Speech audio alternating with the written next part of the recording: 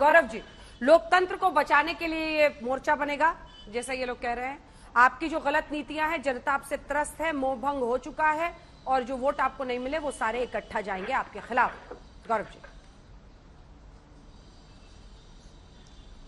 अंजना जी, ये लोकतंत्र को क्या बचाएंगे? ये खुद को बचा ले उतना ही बहुत है। लोकतंत्र तो मोदी जी के नेतृत्व में बहुत मजबूत हो चुका है और वाकई मैं आपकी प्रशंसा करना चाहूंगा।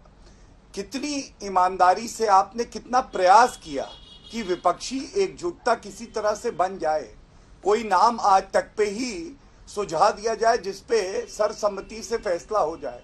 लेकिन आपने देखा, जैसा मैंने कहा था ना कि सीट एक लेकिन मुंगेरी लाल अनेक, हर कोई अपनी अपनी ढपली, अपना अपना राग। और मैं ये जरूर बताना चाहूंगा कि इनका तालमेल क्या है, अंजना जी, ये बताना आवश्यक है।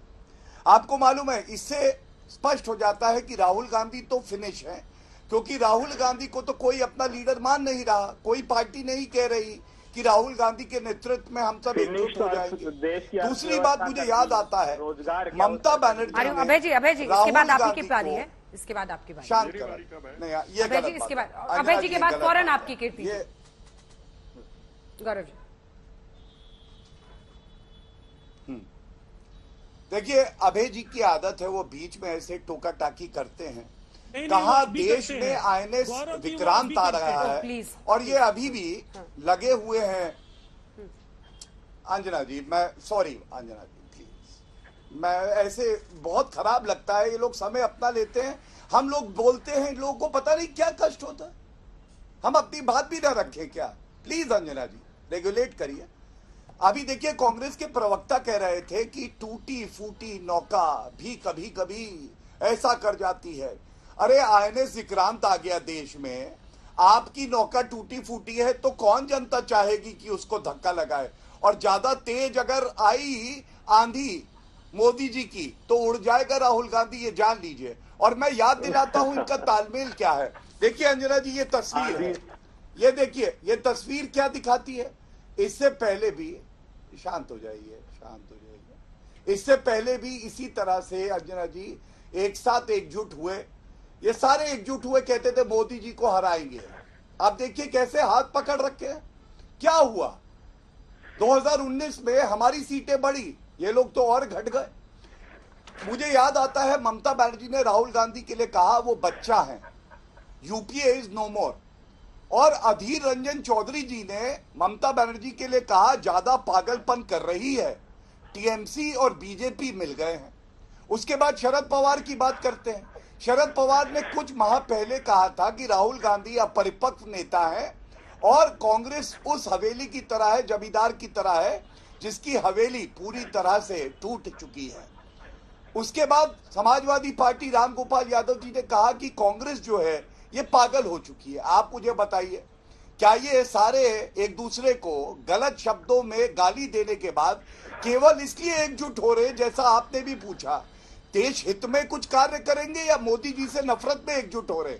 और ये कहना गलत नहीं होगा कि ये भ्रष्टाचारियों का ध्रुवीकरण है, जिससे कि ये सोचते हैं हम एकजुट हो जाएंगे तो हमारा भ्रष्टाचार पकड़ा नहीं जाएगा, लेकिन भ्रष्टाचार भी पकड़ा जाएगा और भ्रष्टाचारी भी जेल जाएगा। मैं तो भारतीय जनता पार्टी के आपके माध्यम से प्रवक्ताओं को सलाह दूंगा, मोदी जी को आंधी, तूफान, सुनामी, बर्बादी का सूचक ही बताते हैं, कभी सृजन का सूचक भी बता दिया करो अगर तुम्हारे और देश के नेता हैं तो। अब दूसरी बड़ी बात आपने पूछी थी कि हमारी नीतियां क्या रहेगी। हमने उदयपुर के कन्वेंशन में साफ बात की थी कि निजी और सार्वजनिक दोनों को हम समावेशी तरीके से देश की अर्थव्यवस्था का आधार बनाएंगे। जो हिंदुस्तान को बर्बाद कर दिया मोदी सरकार ने, हिंदुस्तान के एमएसएमई को सबसे पहले खत्म कर दिया, जिसमें 30% जीडीपी का कंट्रीब्यूशन है, 45% मैन्युफैक्चरिंग आउटपुट है और 40% एक्सपोर्ट का कंट्रीब्यूशन है। 60 लाख एमएसएमई परमानेंट बंद हो गए, हम उसको फिर से सृजित करेंगे। Corporate tax parliamentary standing committee ने बताया कि 1,84,000 करोड़ रुपए का देश को चपत लगा दी मोदी सरकार ने 2 साल में कारपोरेट टैक्स को कम करके, और किसानों का कर्ज माफ करने को तैयार नहीं। किसानों की आय जो 27 रुपए रह गई है, हम समर्थन मूल्य का आते ही अनिवार्य रूप से कानून बना देंगे।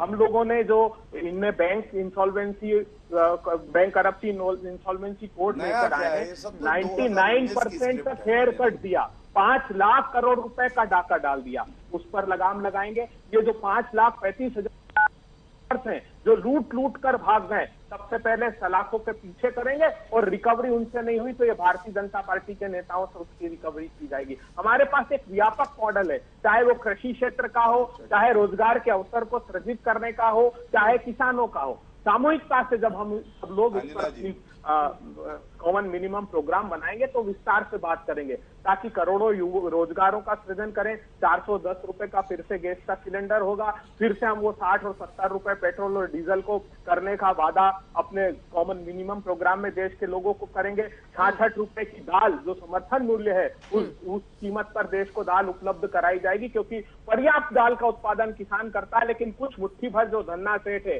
जो पल्स एसोसिएशन ऑफ इंडिया से जिन लोगों ने समझौता करके कृत्रिम रूप से भाव बढ़ाए हैं अनाज के, वो उस पर हम लगाम लगाएंगे। इसेंशियल कमोडिटी एक्ट को, जिसको ये खत्म करना चाहते थे जमाखोरी के खिलाफ कुछ पूंजीपतियों को, हम उसको दृढ़ता से बरकरार रखेंगे और देश को राहत देंगे। ठीक है, कीर्ति जी एक बार बोलिए, फिर गौरव जी एक साथ जवाब दीजिएगा, मैं फौरन लूंगी।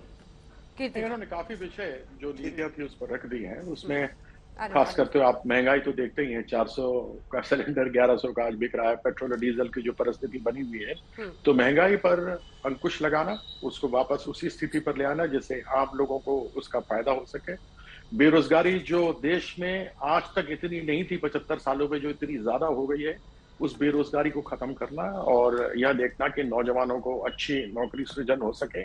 जो पीएसयू बेच दिए गए हैं, जहां की नौकरियां हो सकती थी, जिसको मन मर्जी से जैसे चाहा वैसे बेच दिया है, उन पीएसयूज को वापस लाना और उनके अंदर नौकरियों को ढूंढना। चीन द्वारा जो जमीन हमारा कब्जा किया गया है, वह चीन से जमीन वापस लेना, आर्थिक स्थिति को बढ़िया करना, और बेकार में ईडी और सीबीआई किसी के पीछे नहीं लगाना, क्योंकि आज तक अभी तक एक भी कन्विक्शन नहीं हुआ है जब से ये यहाँ पर आए हैं। पकौड़ा तलवाना बंद किया जाएगा, और जो काले धन का प्रॉमिस 2014 में किया गया था, आज उसको 8 साल होने को आ गए हैं, वह काला धन किस तरीके से देश में वापस आए ये तो नहीं ला सके, लेकिन हम उसको किस प्रकार से लेकर के आए वह हम अपनी ओर से लेके आएंगे। दूसरी, उन्होंने एक बात कही थी विक्रांत की। विक्रांत 1960 के दशक में भारत में आया था, और 1971 में ईस्ट पाकिस्तान, जिसको तोड़कर हमने बांग्लादेश बनाया था, उसमें विक्रांत का बहुत बड़ा हाथ था। यह विक्रांत हमने इंग्लैंड से खरीदा था, और उसको आकर के फिर अब 3 बार हुआ। एक बार उसका ठीक किया गया, एक बार उसको आगे उसका उद्घाटन हुआ, तीसरी बार उसको कमीशन किया गया। अभी तक उसके ऊपर हवाई जहाजें अच्छी नहीं आई हैं। तो विक्रांत के ऊपर भी लोगों के बीच में इस प्रकार से अनर्गल न फैलाएं कि ये पहली बार ही हुआ है और आज तक कभी विक्रांत हमारे यहाँ आई। और एनपीए जो हुए हैं, जिस प्रकार से लोन लेकर लोग कर्जा लेकर विदेशों में भागे हैं, हजारों अरबों करोड़ों रुपए जिस प्रकार से देश को नुकसान हुआ है, और हमारे दो को मिल रहा है, वह पैसा भी वापस देश में आए जिससे लोगों को फायदा हो सके। यह कुछ मूल्य रूप से बताए, बाकी राज्यों के जो अलग अलग होंगे वह राज्य अपनी तरफ से करें। ठीक है, ईडी का आपने जिक्र किया, कहा कि ईडी के रेट्स नहीं होंगे, मतलब पार्थ चैटर्जी जैसों को, उनके गुलाबी नोटों के अंबारों को आप लोग छिपा लेंगे? नहीं मैडम, ये आप सिर्फ मुझ पर क्यों कहती हैं? ये तो मुझे बताइए, हेमंत बिस्वा शर्मा पर अभी तड़ीपार से एक प्रश्न पूछा गया कि आप इस पर बताइए क्या वो थे कि नहीं, कहते मैं इसका जवाब ही नहीं दूंगा। अरे कमाल हो गया, आप पार्थ पर आ गई हैं, लेकिन पार्थ से पहले जो केस है उसका क्या होगा? शिवराज सिंह चौहान के ऊपर व्यापम का केस है, उसका क्या होगा? वसुंधरा राजे सिंधिया के ऊपर 40,000 करोड़ का जो माइनिंग स्कैम राजस्थान का है, जब वो मुख्यमंत्री थी, उसके बारे में तो आपने किया ही नहीं। तो बीएचएफएल में जो 21,000 करोड़ का था और 27 करोड़ बीजेपी को उन्होंने चंदा दे दिया, तो वो केस खत्म हो गया। तो कीर्ति जी, आप ये कह सकते थे ना, जी आप ये कह सकते थे सर कि हर भ्रष्टाचारी पर ईडी का रेड होगा। आपने कह दिया हम ईडी के रेड को रोकेंगे। किसके ऊपर रोकेंगे? आपने कहा ईडी के पॉलिटिकल रेड्स रोकेंगे ना।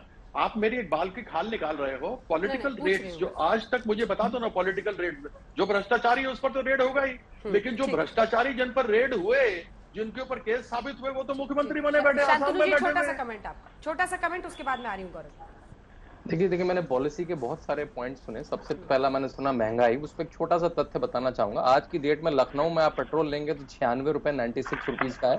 चेन्नई में 102, जहां भाजपा की सरकार नहीं। कलकत्ता में 106, जहां भाजपा की सरकार नहीं। जयपुर में 108, जहां भाजपा की सरकार नहीं है। पिछले 6 महीने से ये वैट कम कर सकते थे, नहीं करा। भारत देश, और मुझे बहुत बुरा लगता है बार बार कीर्ति आजाद जी जो छोटे एंटरप्रेन्योर्स हैं उनको पकौड़ा तलने वाला कह के उनको एक तरह से अपमानित करते हैं। भारत में 140 यूनिकॉर्न भी बनी है और भारत में मुद्रा का लोन भी बटा है। तो मेरे ख्याल से मुझे कुछ भी इतने सारे में पॉलिसी डिसीजन कुछ नहीं सुना। और जहां पहले भी बात सुनी केवल मोदी विरोध है क्योंकि मोदी हमारी राजनीति चलने नहीं दे रहा है, हम सीटों में सिमट के छोटी पार्टी बन गए। आई थिंक तथ्य यह है कि अमरेला पार्टी कौन बनेगा अभी भी मानने की बात है। कांग्रेस 18-19% की पार्टी है, लेकिन कांग्रेस के नेतृत्व को मानना नहीं चाह रहा, राहुल गांधी के नेतृत्व को मानना नहीं चाह रहा है। तो इसलिए ममता जी कभी रुमाल रख रही है, नीतीश जी रुमाल रख रहे हैं। और मेरे ख्याल से ये रुमाल रखना ही, कौन रुमाल रख पाएगा, फ्रूट चाट में फलों का राजा कौन बनेगा, यही सबसे बड़ा। कीर्ति जी एक जवाब देना चाह रहे हैं आपकी बात पर। कीर्ति जी नहीं, मैंने तो मोदी जी का एक बार भी नाम नहीं लिया। यह जो बार बार मोदी जी का नाम लेकर के आ रहे हैं, मैंने तो एक बार नाम नहीं लिया। मैंने तो केवल ये कहा कि हमारे जो गृह मंत्री हैं उनसे जब पूछा गया हेमंत बिस्वा शर्मा के ऊपर आपका क्या कहना है, उनके ऊपर कार्रवाई होगी कि नहीं होगी, तो उन्होंने तो ये कहा कि मैं इसका जवाब नहीं देना चाहता हूं। मतलब किस बात का भूत मोदी का लोगों को बैठा है मुझे समझ में नहीं आता। मैंने तो नाम ही नहीं लिया मोदी साहब का।